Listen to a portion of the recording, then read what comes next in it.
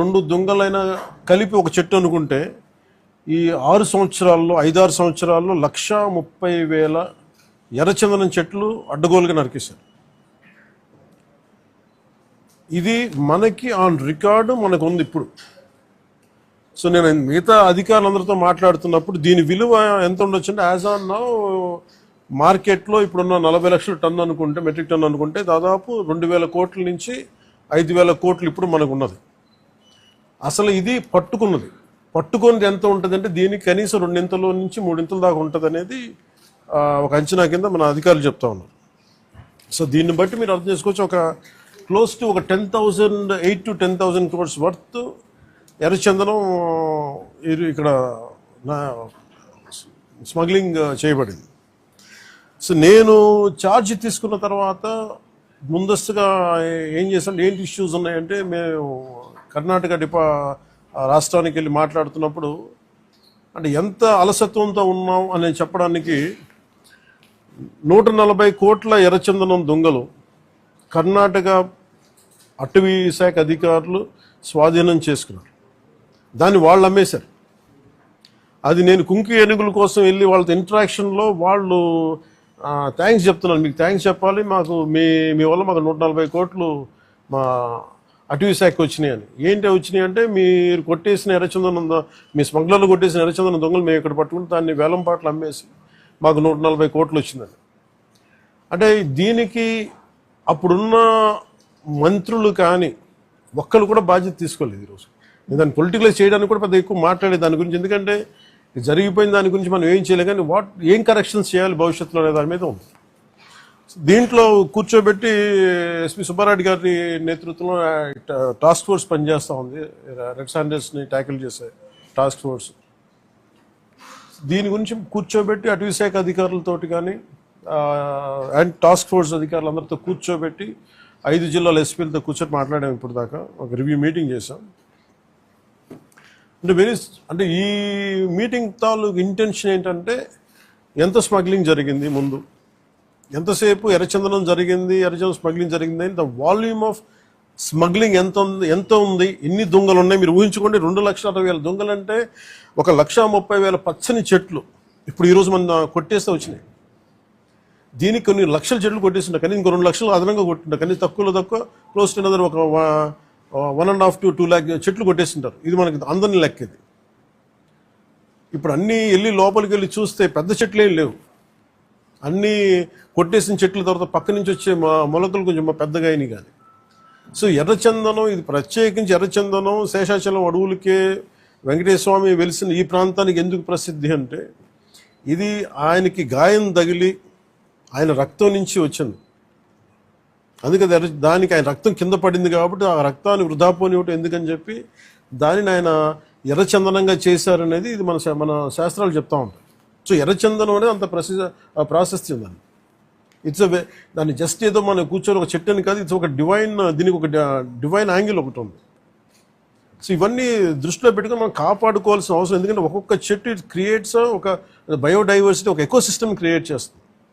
కానీ ఇటు అడ్డగోలుగా వీళ్ళు డబ్బుల కోసం అడ్డగోలు ఖర్చు పెట్టేస్తే, ఇష్టారాజ్యంగా చేస్తే అసలు ఎవరు ఏమీ చేయలేరు అనుకున్నప్పుడు రాగానే గౌరవ ముఖ్యమంత్రి చంద్రబాబు నాయుడు గారు రాగానే మేము ప్రత్యేకించి మేము పట్టుకుని లా అండ్ ఆర్డర్ ఒకటి, రెడ్ స్టాండర్డ్స్ మటుకు వీ హ్యావ్ టు పెట్టి ఫర్మ్ హోల్డ్ తీసుకోవాలి, ఫర్మ్ స్టాండ్ తీసుకోవాలని నిర్ణయించుకుంది. తీసుకున్న తర్వాత మన టాస్క్ ఫోర్స్ని ఏర్పాటు చేయడం జరిగింది. ఆ టాస్క్ ఫోర్స్లో కూడా ఇప్పుడు దాకా నేను ఎప్పుడైతే మన కర్ణాటకకి వెళ్ళానో, కర్ణాటక అటవీ శాఖ మంత్రి గారిని కానీ గౌరవ ముఖ్యమంత్రి సిద్ధరామయ్య కానీ నేను అడిగింది ఏంటంటే, వీళ్ళ స్టేట్ టు స్టేట్ ఒక కోఆపరేషన్ కావాలి, మాకు ఒక అండర్స్టాండింగ్ లేదు, లెటర్ ఆఫ్ అగ్రిమెంట్ లేదు, లెటర్ ఆఫ్ అండర్స్టాండింగ్ లేదు. ఎందుకంటే నేపాల్లో మన ఆంధ్రాకి చెందిన ఎర్రచందనం అక్కడ దొరికితే, ఎర్రచందనం మేజర్లీ ఆంధ్ర, ముఖ్యంగా మన శేషాచలం అడవులు, ఇక్కడ దొరికింది నేపాల్లో పట్టుబడితే, అది కూడా కొన్ని 100 కోట్లు పట్టుబడితే నేను ఛార్జ్ తీసుకోగానే ఫస్ట్ పెట్టిన ఇది సంతకం ఏంటంటే అక్కడి నుంచి తీసుకురావడం.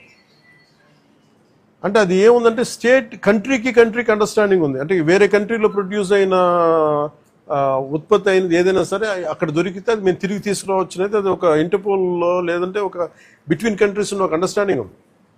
అది మన రాష్ట్రాలకు ఎందుకు లేదని చెప్పి నేను ఆ ఇనిషియేటివ్ తీసుకొని కర్ణాటకకి వెళ్ళి కర్ణాటక ప్రభుత్వాన్ని అటవీ శాఖ మంత్రి గారిని ఈశ్వర్ ఖండ్రే గారిని మాట్లాడి వారితో మాట్లాడి we have letter of understanding between states system, మన కర్ణాటకకి తమిళ మన ఆంధ్రకి.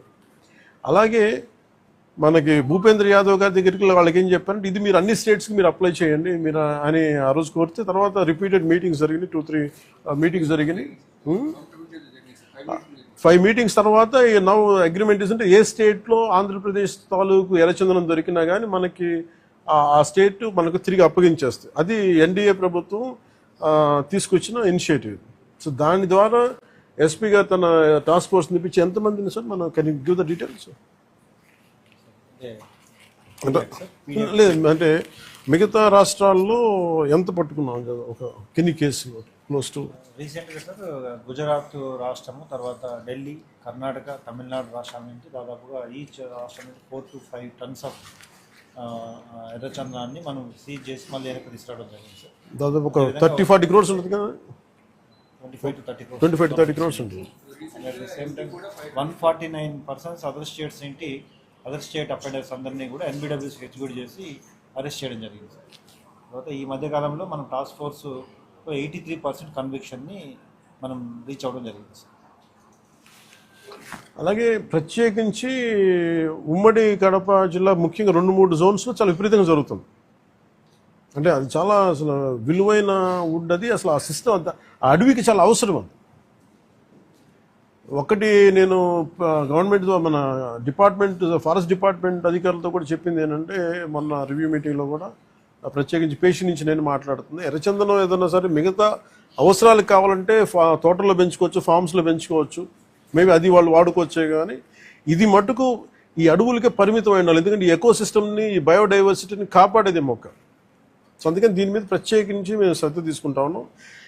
ఈ ప్రత్యేకించి ఈ మీడియా మీకు ఈ మీడియా సమావేశం నుంచి నేను చెప్పదలుచుకుంది ఏంటంటే to all the red sander smugglers 4 king పిన్స్ని ఐడెంటిఫై చేశారు.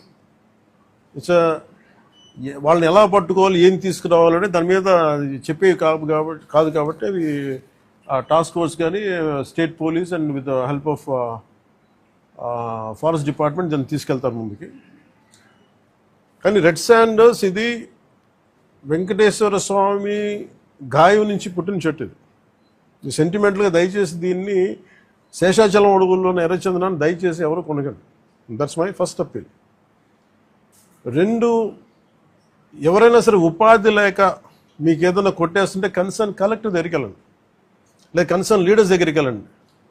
స్థానికంగా ఇక్కడ ఎవరన్నా కూర్చోబెట్టి సహాయపడి దానికి ఏదైనా ఆల్టర్నేట్ ఎంప్లాయ్మెంట్ చేస్తాం తప్ప దయచేసి మీరు ఎర్రచందనం చెట్లలో నరికివేతలు మీరు పాల్గొనకండి. అలాగే మిగతా రాష్ట్రాల నుంచి వచ్చే వాళ్ళకు కూడా ఒక అవేర్నెస్ క్యాంపెయిన్ స్టార్ట్ చేస్తాం, తమిళనాడులో కానీ మిగతా చోట్ల నుంచి కానీ. ఆ క్యాంపెయిన్లో కూడా దయచేసి మీరు ఇక్కడికి వచ్చి దీన్ని మీరు కేసులో ఇరుకోవద్దు, అది చాలా ఫర్మ్గా చెప్తా ఉన్నాం. ఎడ్యుకేట్ చేస్తాం, అవేర్నెస్ ప్రోగ్రామ్స్ ఇస్తూ ఉన్నాం, ఇవన్నీ. అలాగే నేను అడుగుతున్నా, it's also create law and order problems. అది ఎలా చేస్తున్నారంటే వీళ్ళు నరికి దొంగలు తీసుకెళ్ళిపోతున్నప్పుడు వీళ్ళని ఆపాలనుకున్నప్పుడు వీళ్ళు లైసెన్స్ ప్లేట్ లేని కార్లు కావచ్చు, లేదంటే అసలు ఇంజిన్లో కూడా చాసెస్ మీద నెంబర్లు చెడిపేసి దొంగతనం చేసిన కార్లు, అది ఒక చాలా క్రమబద్ధీకరణతో జరుగుతుంది, చాలా మెథాడికల్గా జరుగుతుంది. సో వీళ్ళకి మేమేం చేసుకున్నామంటే 1 సింపుల్ వార్నింగ్ అందరికీ ఇస్తుంది, ముఖ్యంగా రెడ్ శాండర్స్ అందరికీ కూడా. రెడ్ శాండర్స్ని ఎవరైతే సపోర్ట్ చేస్తున్నారో మీరు స్మగ్లర్స్ కావచ్చు, కొట్టేసే వాళ్ళు కావచ్చు, కింగ్ పిన్స్ కావచ్చు, it's a very firm warning to you all.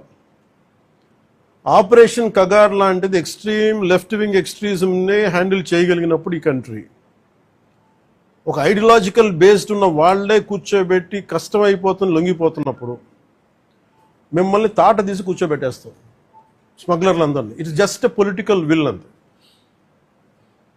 మీరు కనుక ఇదే పనిగా చేస్తే 6 to 9 months or 1 year అదే పని ఆపరేషన్ పెడతాం మీ అందరికి. మీరు స్వచ్ఛందంగా ఆపారా మంచిది, మీరు ఆపలేదా ఒక 1 year 1.5 year ప్రత్యేకమైన special zone, special operation create చేసి మళ్ళీ రెడ్ శాండర్స్ ఎవడన్నా తిరగాలి చెట్టు కొట్టాలంటే కూడా భయపెట్టే స్థితికి మేము తీసుకొస్తాం. మేజర్ మీకు ఒక యాక్ట్ ఉంది, ఎవరన్నా సరే రెడ్ శాండర్స్ చెట్లు కొడితే వాళ్ళ ఆస్తులను కూడా సీజ్ చేయొచ్చు. ఆ అమెండ్మెంట్ ఆల్రెడీ చేస్తుంది ఫారెస్ట్ యాక్ట్లో. You have to be very very clear on that. So ప్రభుత్వం ఇంకా ఆలోచిస్తూ ఉంది తటపాయిస్తుంది, ఇంకా ఆ తటపాయింపులు లేవు. మీకు వెరీ స్టర్న్గా వెరీ ఫర్మ్గా చెప్తున్నాం, రెడ్ శాండ్ స్మగ్లర్స్ అందరికీ కూడా, దాంట్లో పాల్గొనే వాళ్ళు ప్రతి ఒక్కరికి కూడా it's a matter of time. So మీ అందరూ కూడా మర్యాదగా మీరు వెనక్కి వెళ్ళిపోయి వేరే పనులు చూసుకుంటారా లేదా ఇవే చేస్తారనేది చాయిస్ ఇస్ యువర్స్. ఎందుకంటే వన్స్ మేము ఆపరేషన్ స్టార్ట్ చేసినప్పుడు మటుకు ముఖ్యమంత్రి గారి దృష్టికి తీసుకెళ్తాం, ఆల్రెడీ ఆయన స్టార్ట్ చేశారు. ఇవన్నీ కాకుండా మేము బోల్డ్గా నరికేస్తాం, మమ్మల్ని ఎవరు ఆపర్ ఏం చేయరంటే ఇది ఒక ఎన్డీఏ గవర్నమెంట్, గుర్తుపెట్టుకోండి. It's a tough government. ప్రజల వెల్ఫేర్ ఎంత కోరుకుంటుందో, పర్యావరణాన్ని ప్రకృతిని మీరు విధ్వంసం చేసి ఎర్రచంద్రాన్ని అడ్డగోలుగా మీరు నరికేసి మీకు కనిపించేది ఈరోజు వెళ్ళి చూస్తున్న 160,000 ఎర్రచంద్రం చెట్లు నరికేసి ఎన్ని వేల కోట్లు డబ్బులు చేసుకున్నారో ఎవరిని మేము వదలం. ఇది మేము ఛాలెంజ్గా మీరు తీసుకొని మీరు చేస్తారంటే సంతోషంగా తీసుకోండి, ఆ కాన్సిక్వెన్స్ మీరు ఫేస్ చేద్దరు. ఇది చెప్పడానికి మీ అందరికీ పాత్రికేయ సోదరులందరికీ తెలియజేస్తాం. Thank you sir. Jai Hind sir. Courts ద్వారానా? సార్ కోర్ట్స్ ద్వారా అన్ని పనిష్మెంట్స్ ఉన్నాయి సార్ క్లియర్గా. నేను అనేది అంటే ఫస్ట్ ప్రైమరీగా ఏం చేయాలి sir, the biggest thing is మన ఇంట్లో మన పెరట్లో నుంచి వెళ్ళిపోతున్నప్పుడు ముందు మన పెరట్ని మన బార్డర్స్ని రక్షించుకోవాలి. ఫస్ట్ వెళ్ళిపోయిన తర్వాత పోర్ట్లు వెళ్ళక ముందు మన కంట్రోల్లో ఉండగా మనం ఆపడం ఫస్ట్ ప్రయారిటీ కింద పెట్టాను. అదే మీరన్న మాట డిస్కషన్కి వచ్చింది. వేరే స్టేట్లతో మాట్లాడటం, నేను కర్ణాటక వెళ్ళి మాట్లాడగలను, తమిళనాడుతో వెళ్ళి మాట్లాడగలను, లేదంటే ఎస్పీ గారు మొన్న టాస్క్ ఫోర్స్ వాళ్ళు వెళ్ళి గుజరాత్ నుంచి పట్టుకొచ్చారు, సీజ్ చేశారు, ఢిల్లీ నుంచి సీజ్ చేశారు, ఇవన్నీ చేయొచ్చు. కానీ వాటన్నిటికంటే ముందు అసలు ఇక్కడి నుంచి ఒక మొక్క కూడా కొట్టకుండా ఉండి, ఎందుకంటే రాజస్థాన్లో వైష్ణవైట్స్ ఒక చెట్టు కొడితే దానికి ఒక యుద్ధాలు జరిగింది. సో అలాంటి నేను కోరుకున్న స్థానికంగా శేష